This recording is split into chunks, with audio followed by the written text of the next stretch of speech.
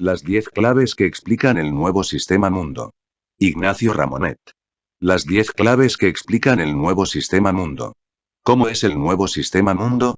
¿Cuáles son sus principales características? ¿Qué dinámicas están determinando el funcionamiento real de nuestro planeta? ¿Qué características dominarán en los próximos 15 años, de aquí a 2030? Para tratar de describir este nuevo sistema mundo y prever su futuro inmediato, vamos a utilizar la brújula de la geopolítica, una disciplina que nos permite comprender el juego general de las potencias y evaluar los principales riesgos y peligros. Para anticipar, como en un tablero de ajedrez, los movimientos de cada potencial adversario. ¿Qué nos dice esa brújula? El declive de Occidente. La principal constatación es: el declive de Occidente. Por vez primera desde el siglo XV, los países occidentales están perdiendo poderío frente a la subida de las nuevas potencias emergentes. Empieza la fase final de un ciclo de 5 siglos de dominación occidental del mundo. El liderazgo internacional de Estados Unidos se ve amenazado hoy por el surgimiento de nuevos polos de poderío: China, Rusia, India, a escala internacional. El desclasamiento estratégico de Estados Unidos ha empezado. El siglo americano parece llegar a su final, a la vez que va desvaneciéndose el sueño europeo, aunque Estados Unidos sigue siendo una de las principales potencias planetarias, está perdiendo su hegemonía económica en favor de China. Y ya no ejercerá su hegemonía militar solitaria como lo hizo desde el fin de la Guerra Fría, 1989. Vamos hacia un mundo multipolar en el que los nuevos actores, China, Rusia, India, tienen vocación a constituir sólidos polos regionales y a disputarle la supremacía internacional a Washington y a sus aliados históricos, Reino Unido, Francia, Alemania, Japón. En tercera línea aparecen ahora una serie de potencias intermediarias, con demografías en alza y fuertes tasas de crecimiento económico, llamadas a convertirse también en polos hegemónicos regionales y con tendencia a transformarse, de aquí a 15 años, en un grupo de influencia planetaria: Indonesia, Brasil, Vietnam, Turquía, Nigeria, Etiopía. Para tener una idea de la importancia y de la rapidez del desclasamiento occidental que se avecina, baste con señalar estas dos cifras. La parte de los países occidentales en la economía mundial va a pasar del 56% hoy, a un 25% en 2030, o sea que, en menos de 15 años, Occidente perderá más de la mitad de su preponderancia económica. Una de las principales consecuencias de esto es que Estados Unidos y sus aliados ya no tendrán los medios financieros para asumir el rol de gendarmes del mundo, de tal modo que este cambio estructural podría lograr debilitar durablemente a Occidente. Imparable emergencia de China. El mundo pues se desoccidentaliza y es cada vez más multipolar.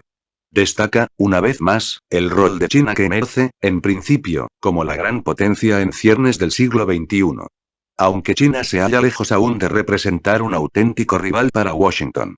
Por una parte, la estabilidad del imperio del medio no está garantizada porque coexisten en su seno el capitalismo más salvaje y el comunismo más autoritario. La tensión entre esas dos dinámicas causará, tarde o temprano, una quebradura que podría debilitar su potencia. De todos modos, hoy por hoy, en 2016, los Estados Unidos siguen ejerciendo una indiscutible dominación hegemónica sobre el planeta. Tanto en el dominio militar, fundamental, como en varios otros sectores cada vez más determinantes. En particular, el tecnológico, Internet, y el soft power, cultura de masas. Lo cual no significa que China no haya realizado prodigiosos avances en los últimos 30 años. Nunca en la historia, ningún país creció tanto en tan poco tiempo. Por el momento, mientras declina el poderío de Estados Unidos, el ascenso de China es imparable. Ya es la segunda potencia económica del mundo, delante de Japón y Alemania. Para Washington, Asia es ahora la zona prioritaria desde que el presidente Obama decidió la reorientación estratégica de su política exterior.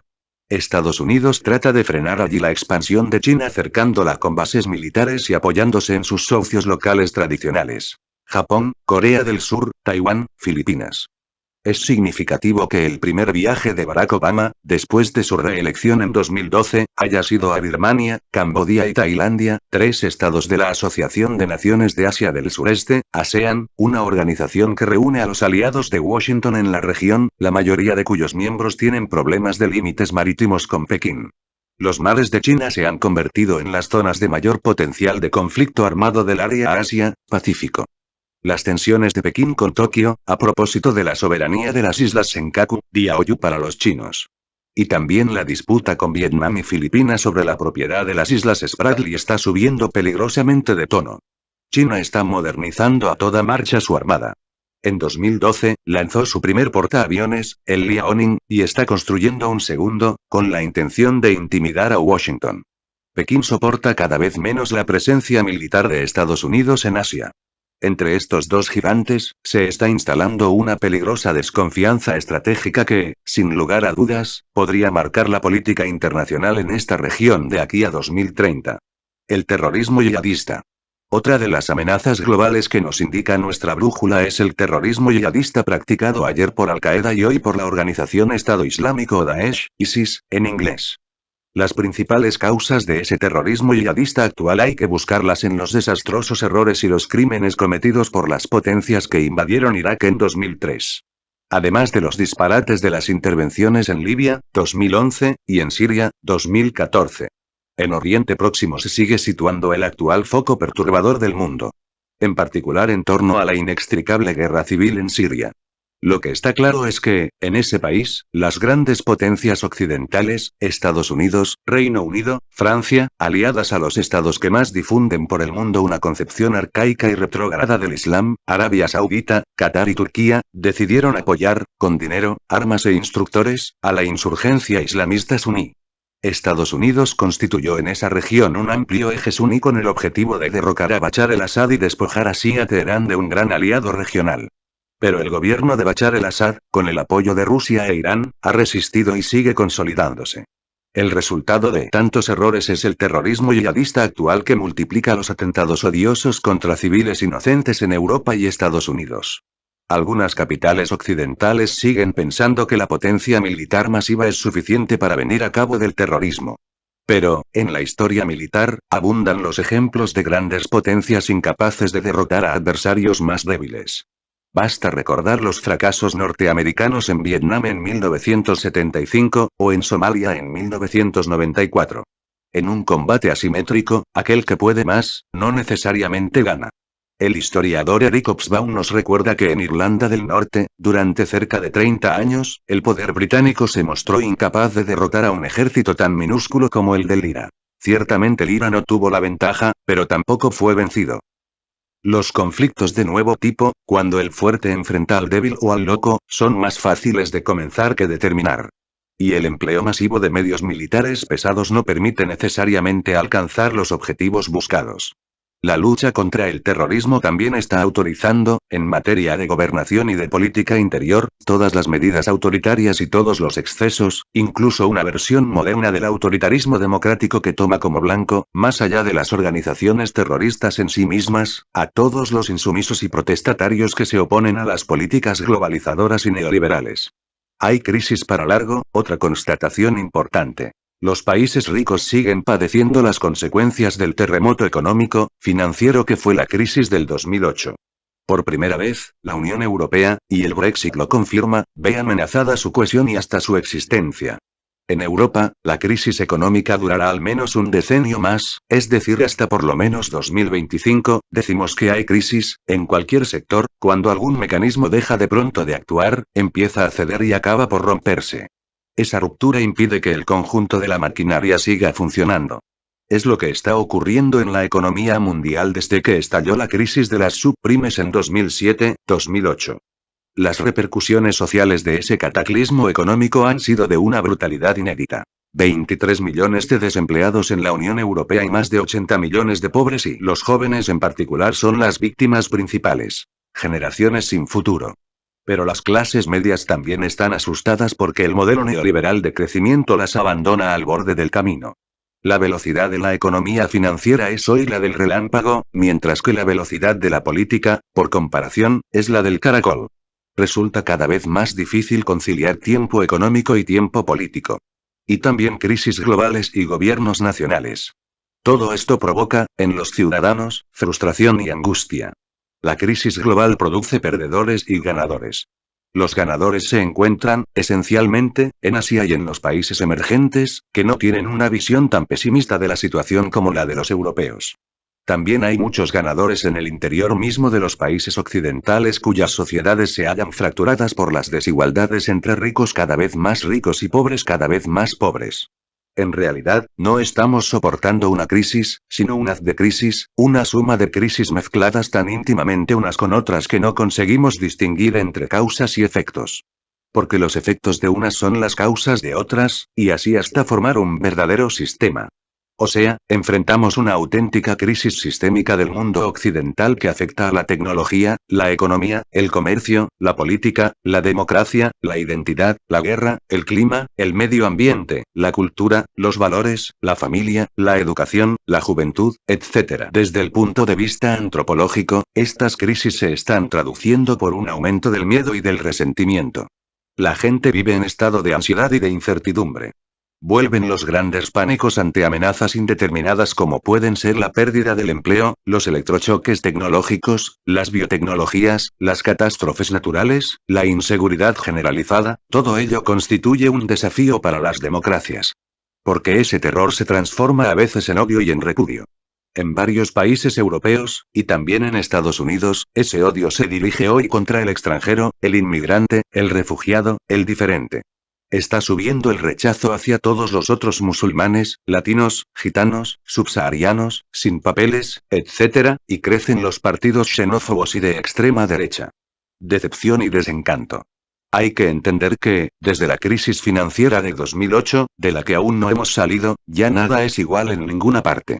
Los ciudadanos están profundamente desencantados. La propia democracia, como modelo, ha perdido credibilidad. Los sistemas políticos han sido sacudidos hasta las raíces. En Europa, por ejemplo, los grandes partidos tradicionales están en crisis. Y en todas partes percibimos subidas de formaciones de extrema derecha, en Francia, en Austria y en los países nórdicos, o de partidos antisistema y anticorrupción, Italia, España. El paisaje político aparece radicalmente transformado. Ese fenómeno ha llegado a Estados Unidos, un país que ya conoció, en 2010, una ola populista devastadora, encarnada entonces por el Tea Party. La irrupción del multimillonario Donald Trump en la carrera por la Casa Blanca prolonga aquello y constituye una revolución electoral que ningún analista supo prever. Aunque pervive, en apariencias, la vieja bicefalia entre demócratas y republicanos, la ascensión de un candidato tan heterodoxo como Trump constituye un verdadero seísmo. Su estilo directo, populachero, y su mensaje maniqueo y reduccionista, apelando a los bajos instintos de ciertos sectores de la sociedad, le ha conferido un carácter de autenticidad a ojos del sector más decepcionado del electorado de la derecha. A ese respecto, el candidato republicano ha sabido interpretar lo que podríamos llamar la rebelión de las bases. Mejor que nadie, percibió la fractura cada vez más amplia entre las élites políticas, económicas, intelectuales y mediáticas, por una parte, y la base del electorado conservador, por la otra. Su discurso violentamente anti-burocracia de Washington, anti-medios y anti-Wall Street seduce, en particular, a los electores blancos, poco cultos, y empobrecidos por los efectos de la globalización económica. Seísmos y más seísmos. A este respecto podríamos decir que otra gran característica del nuevo sistema mundo son los seísmos. Seísmos financieros, monetarios, bursátiles, seísmos climáticos, seísmos energéticos, seísmos tecnológicos, seísmos sociales, seísmos geopolíticos como el restablecimiento de relaciones entre Cuba y Estados Unidos, o, en otro sentido, el reciente golpe de Estado institucional en Brasil contra la presidenta Dilma Rousseff, seísmos electorales como la reciente victoria del no en Colombia a los acuerdos de paz entre el gobierno de Juan Manuel Santos y las FARC. O el reciente Brexit en el Reino Unido, o el éxito de la extrema derecha en Austria, o la derrota de Angela Merkel en varias elecciones parciales en Alemania. O el enorme seísmo que podría constituir efectivamente la eventual victoria electoral de Donald Trump en Estados Unidos. Acontecimientos imprevistos irrumpen con fuerza sin que nadie, o casi nadie, los haya visto venir. Hay una falta de visibilidad general. Si gobernar es prever, vivimos una evidente crisis de gobernanza general. En muchos países, el Estado que protegía a los ciudadanos ha dejado de existir. Hay una crisis de la democracia representativa. No nos representan. Decían los indignados. La gente reclama que la autoridad política vuelva a asumir su rol conductor de la sociedad. Se insiste en la necesidad de reinventar la política y de que el poder político le ponga coto al poder económico y financiero de los mercados. Internet, el ciberespionaje y la ciberdefensa. El nuevo sistema mundo también se caracteriza por la multiplicidad de rupturas estratégicas cuyo significado a veces no comprendemos. Hoy, Internet es el vector de la mayoría de los cambios. Casi todas las crisis recientes tienen alguna relación con las nuevas tecnologías de la comunicación y de la información, con la desmaterialización y la digitalización generalizadas, y con la explosión inaudita de las redes sociales. Más que una tecnología, Internet es pues un actor fundamental de las crisis. Basta con recordar el rol de Wikileaks, Facebook, Twitter y las demás redes sociales en la aceleración de la información y de la conectividad social a través del mundo.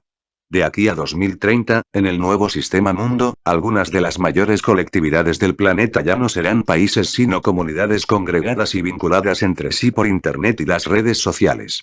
Por ejemplo, Facebooklandia, más de 1.000 millones de usuarios, o Twitterlandia, más de 800 millones, cuya influencia, en el juego de tronos de la geopolítica mundial, podría revelarse decisivo. Hoy, las estructuras de poder se difuminan gracias al acceso universal a la red y el uso de nuevas herramientas digitales. Por otra parte, por las estrechas complicidades que algunas grandes potencias han entablado con las grandes empresas privadas que dominan las industrias de la informática y de las telecomunicaciones, la capacidad en materia de espionaje de masas ha crecido también de forma exponencial. Las megaempresas, como Google, Apple, Microsoft, Amazon y más recientemente Facebook han establecido estrechos lazos con el aparato del Estado en Washington, especialmente con los responsables de la política exterior. Esta relación se ha convertido en una evidencia. Comparten las mismas ideas políticas y tienen idéntica visión del mundo. En última instancia, los estrechos vínculos y la visión común del mundo, por ejemplo, de Google y la administración estadounidense están al servicio de los objetivos de la política exterior de los Estados Unidos. Esta alianza sin precedentes, Estado más aparato militar de seguridad más industrias gigantes de la web, ha creado un verdadero imperio de la vigilancia cuyo objetivo claro y concreto es poner Internet bajo escucha, todo Internet y a todos los internautas, como lo denunciaron Julian Assange y Edward Snowden. El ciberespacio se ha convertido en una especie de quinto elemento. El filósofo griego Empédocles sostenía que nuestro mundo estaba formado por una combinación de 4 elementos: tierra, aire, agua y fuego.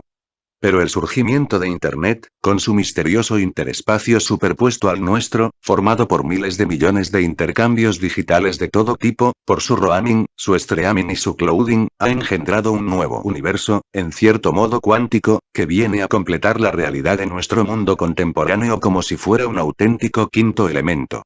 En este sentido, hay que señalar que cada uno de los 4 elementos tradicionales constituye, históricamente, un campo de batalla, un lugar de confrontación.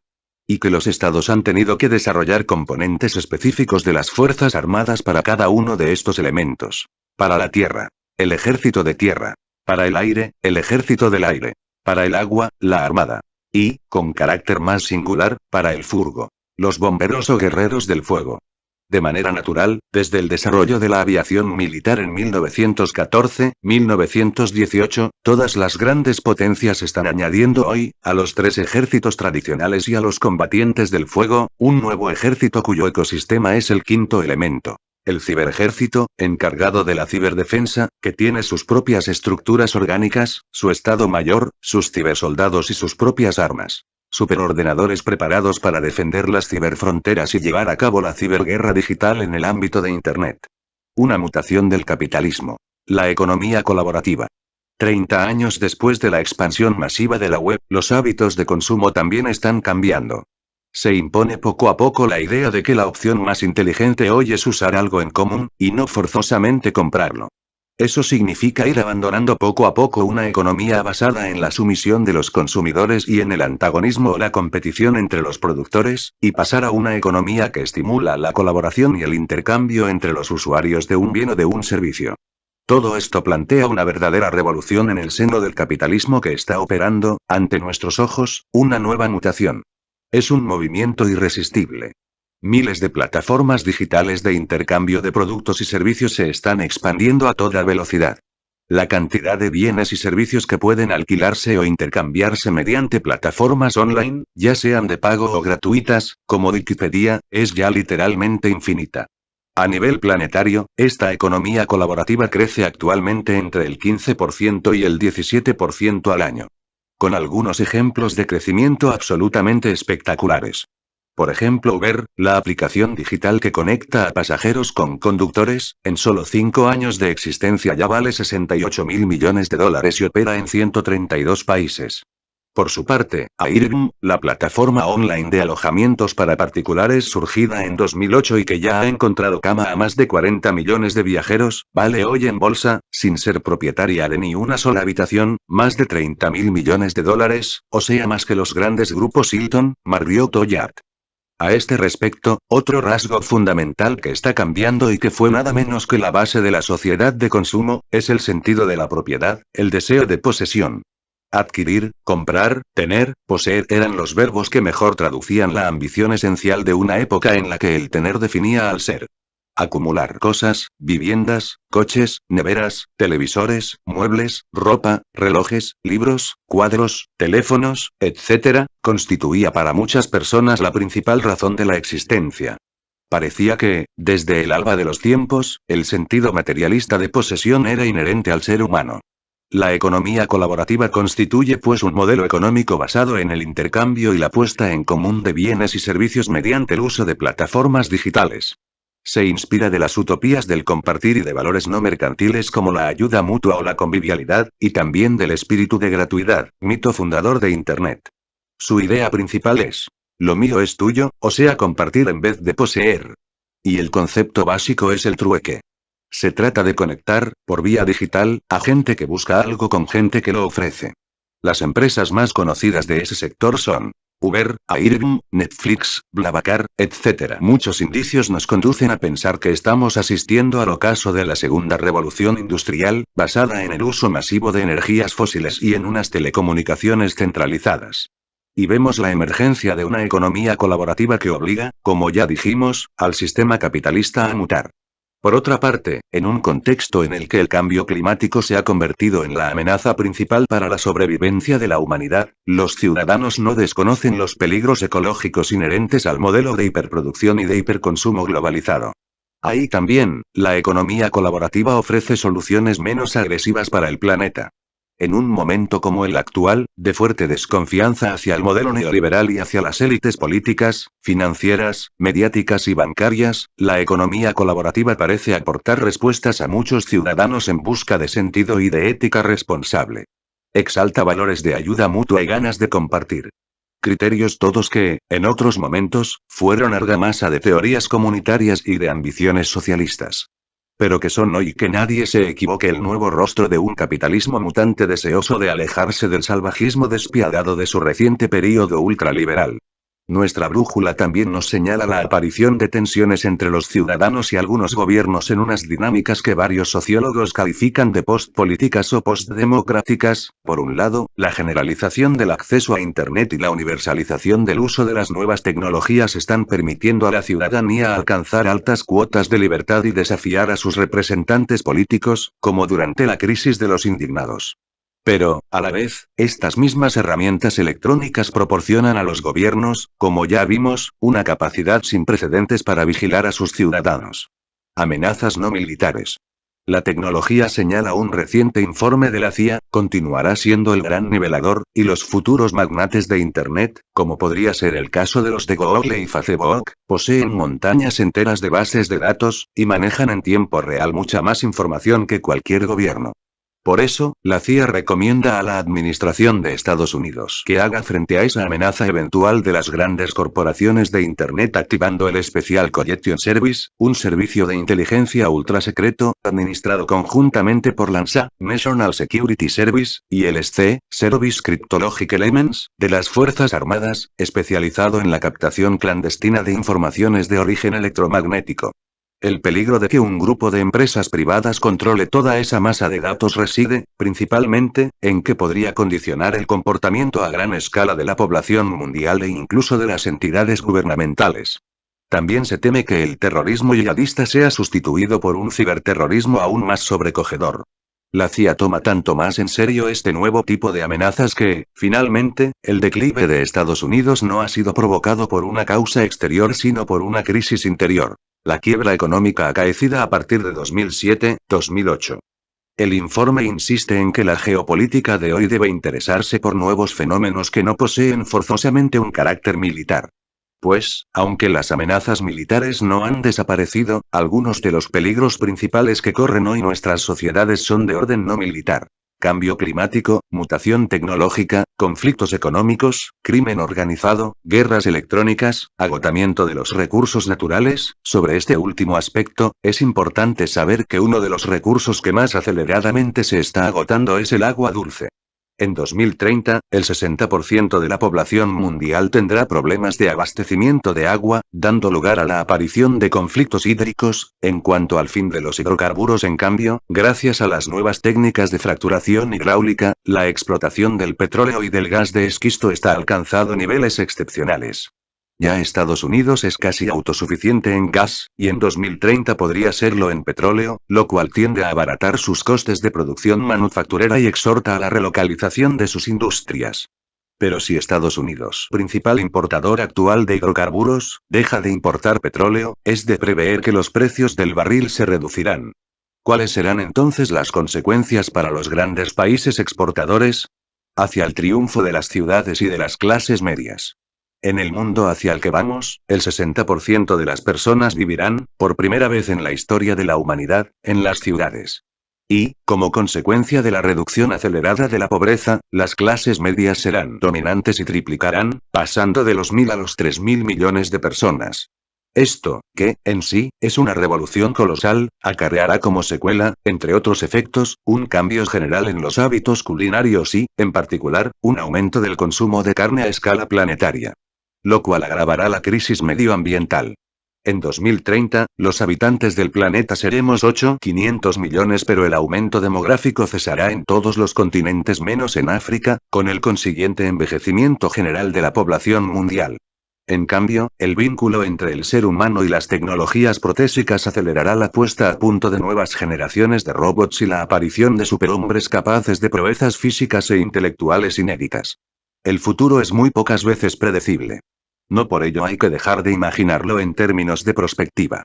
Preparándonos para actuar ante diversas circunstancias posibles, de las cuales una sola se producirá. A este respecto, la geopolítica es una herramienta extremadamente útil. Nos ayuda a tomar conciencia de las rápidas evoluciones en curso y a reflexionar sobre la posibilidad, para cada uno de nosotros, de intervenir y fijar el rumbo. Para tratar de construir un futuro más justo, más ecológico, menos desigual y más solidario. Fin. Las 10 claves que explican el nuevo sistema mundo. Ignacio Ramonet.